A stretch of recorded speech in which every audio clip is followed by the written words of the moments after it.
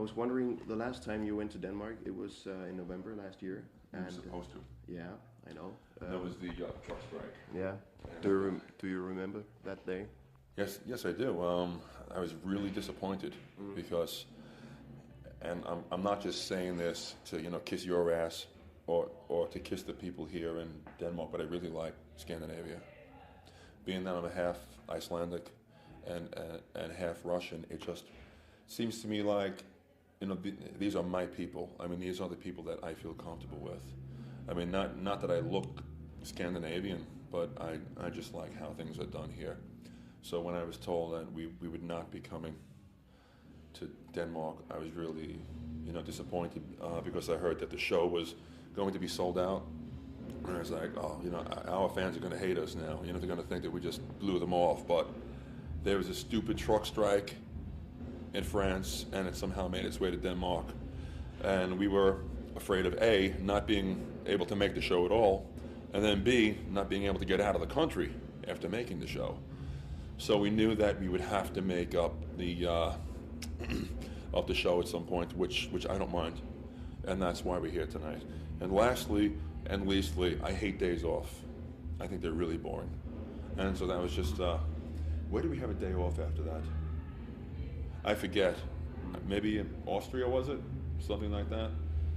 And it was really cold. It was overcast. Just not a nice day. And I had broken my foot last year.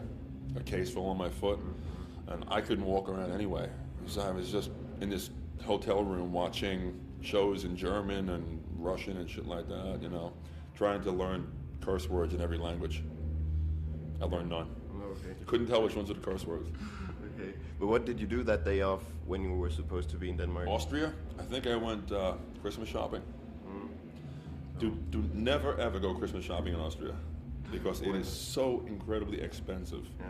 And I didn't realize it till I went to the store and I was limping around my broken foot, hating the world and just being in like a lot of pain. It's bored out of my mind. And I went and I got my sisters some stuff. I have 5 sisters back home, and I got my mother something, and that's really the only people I shop for. So you don't have any girlfriends that you want to buy for your sister? Girl, yeah. There are some special women, that I like, but we kind of have an understanding that when the band comes through their city that I'd like to spend time with them, but it's not like we exchange gifts or birthday presents or anything. We just like to make each other feel really good at the moment. But I did have a girlfriend up until about 2 years ago. It's just when we started touring a lot, she couldn't handle it, and now we're kind of just waiting to see what's going to happen. Your image or the way you work on me is like a very emotional person, but very, very dark. And talking to you here is so much different from what I actually imagined. Actually, I saw you yesterday on MTV, but by accident. I never watch MTV, but I was on TV by accident. I just happened to walk in there because they made a wrong turn, and I walked into the studio and the camera's on, so I sat down and made myself at home. Okay, but I saw you there, and I thought to myself, what nice guy he is. I hope he will be like that tomorrow also when I'm going to interview him. But it's very different from what I thought you would be. The main purpose of this band for me is psychotherapy, or maybe I should call it sonic therapy, because when something's bothering me, the way that I like to exercise these demons, my demons, is through writing songs, to put my feelings into these little tunes, and then like to hear my problems at 140 decibels, screaming my head off, really makes me feel a hell of a lot better. And whereas most people have to be miserable for free, we get paid for it. So we're just turning pain into profits, But my point being is that the world sees such a small part of me. There are some people, when they have problems, maybe they go to psychotherapy, maybe they're on Prozac, which I am anyway, or maybe they'll do something stupid like beat their girlfriend up or hurt somebody or something like that. I don't like to do these things, and so it just gets put into the music instead. So, the world sees a fraction of me. They see a side of me that I hate. I mean, I don't like this part of me, like, feeling shitty about myself and, being depressed, which I'm not depressed all the time. People think I'm so suicidal that I've got a razor blade in my wallet, ready to go the next time I get my heart broken. But I can't get my heart broken anymore because the last person who broke my heart also took it with her. So it's gone. Okay. It's just like you wrote on the cover for Bloody Kisses, I think. Yeah. Exactly. So, but you're very emotional and Well, I think that I am, but I'm also a passionate person. I like to feel things very deeply, and there are very few things that I feel passionate about. I like art, I like music, I like women, of course not in that order. Anything that appeals deeply to the senses. That's what I'm attracted to, whether it's touch or taste or smell, anything like that. Yeah, exactly. Poetry is nice. Yeah. Talking about love, how would you describe love? I don't know about here in Europe, but it seems like love back in the States is like the word love is so overused. People say that they love everything or they love each other so much. When I use the word love, it is such an extreme emotion. It should never be misused. When I love someone, I will do anything for them. I want to die for them and I want to die with them. When I love a woman, I think of ourselves as two candles that are burning together that just kind of melt into each other and just become like one puddle of hot wax. Like you really can't tell who is who or what's what, and just become one. Do you write a lot of poems yourself, or is it just lyrics for those songs you make, or do you write poems separately? Never write poetry. I mean, generally, everything that I write, I dislike immensely. And the lyrics for the songs are the very last thing to be done. Usually, while I'm sitting on the toilet, before going to the recording studio to do vocals, I'm trying to just like, oh shit, what rhymes with light bulb, or something like that, and just trying to get on with it. And then even as I'm recording, like I'm reading the lyrics, I just start changing. Oh, back the tape up. Let me try this instead, and erasing something. And there are times that I will come back like a month later and think of something totally different that I feel is better, and we'll just redo it. Okay. My first impression of Typo Negative, or my first relationship or whatever, was I heard of the band Typo Negative, and I also heard of the band Carnival, but I didn't know that those two bands were not the same, but yeah. And then I also heard from some magazines and people telling me and that Typo Negative was in a way Nazi related, and I couldn't. Well, that came as a shock to me, and more so to Josh, the keyboard player for the band, because he's Jewish, and he's really offended by that. I think that there are certain left-wing people and anarchists that like to call us Nazis because we don't fulfill the rock ideal of bashing the government and bashing parents and the church. I mean, granted, I'm not fond of the church, and I think that's well known, but this band is definitely pro-government. I mean, I'm not saying like a fascist state, but I mean, we need rules so that people don't get hurt and that people don't hurt each other. And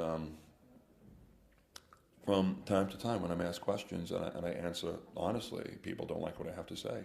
I'm like, well, then don't ask. It's an odd thing that, back in the States, they think we're a left-wing band because the United States is kind of like a right-wing, place. And so because we have long hair and they pick stuff out of our music that does attack the church somewhat, they'll like, oh, this is a band of communists. So I'm like, we're communists back in the States where leftists, where fascists in Europe, and now there are also some people that want to say that we're black metal. And so then when they hear that, Typo Negative is coming to Denmark or to, Scandinavia, that they're going to find some churches burned. I don't know. It seems like we can't do anything right. I mean, I was really offended by, being called a Nazi, because my father fought in World War II. And, being that I'm half Russian, I was like, what the fuck is this shit? And also, my grandfather's cousin was Joseph Stalin. So hence Stalin translated into English as Steele. So that's why Peter Steele. Yes. Yeah. I mean, my grandfather changed his name when he came over here. Couldn't find a job because his name was also Joseph, Joseph Stalin, and people wouldn't hire him. So what he did was he took his wife's maiden name, her last name, and used that instead, which was Ratajczyk, which is really a Polish name.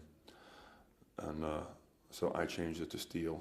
I was really tempted to use Stalin, but I'm like, let me just go with Steele. It's a little less provoking. So politics seems to follow us. And, we're not a band about politics. We're a band about emotions. So it's really kind of shocking for us that this should come up. Last year at Roskilde Festival, I also saw your show, and it was, as always, amazing. But at the Roskilde show, there were some people standing there with a big, I don't know what you call it. A banner. Peter Steele is a Nazi. I was not happy with that, and I was tempted to get off stage and kick their fucking heads in. The reason why I didn't do it is because that's what a Nazi would have done. And that would have made them very happy for me to do that. So I did the exact opposite thing that they thought I would do, and that was completely ignore it. And some people from the audience ripped it down. So I'm like, finally, it's about time. I think they ripped it down, though, because they couldn't see more than what it said. I mean, from the back, I think it just looked like a bed sheet. Well, I stood from the back, and I could see it, though. Oh, I see. Oh, I didn't know that. Okay. But anyway, I thought that you didn't bother because you were so pissed off by it. So you would totally ignore it. So I just ignored it. Yeah. You can't, like, if somebody's throwing things at you or saying shit, they just want to become part of the show. They want people to pay attention to them. So unless somebody hurts me with something, I'm not going to react. Okay. So now on the national radio, I will assure that because there's still rumors here in Denmark saying that Typo Negative is a Nazi band, and now I will put these rumors to rest. I hope. Because I hope so. This is your chance to Yeah. I mean, it's. I just find that it's sad that the public is so easily swayed by a few people that have nothing better to do than to try to make other people's lives miserable because they're miserable. I mean, the best revenge is success, and we've gotten really good revenge on these people. I mean, success, I don't know what that means really. When I think of success, it's like everything that I need, without having to work anymore is a success. I don't have everything I need, and I still have to work, with this band and stuff, but I guess I'll get there someday. My goal is isolation, to extract myself from the human race, and if I choose to, never see another human being again in my life. What do you need when you don't have what you need? Well, I would like a house. I mean, not a mansion, something very simple. I'd like a large piece of land, though, with a huge electrified wrought iron fence and a pack of wolves on my property. So if somebody gets over the fence, well, I will find out if wolves like to eat people. And I, also want a woman, to share the rest of my life with. She's in love with herself. She likes the dark. And on her milk white neck, the devil's mark. It's All Hallows Eve. The moon is full. Will she trick or treat? I bet she will. This is Peter Steele of Typo Negative.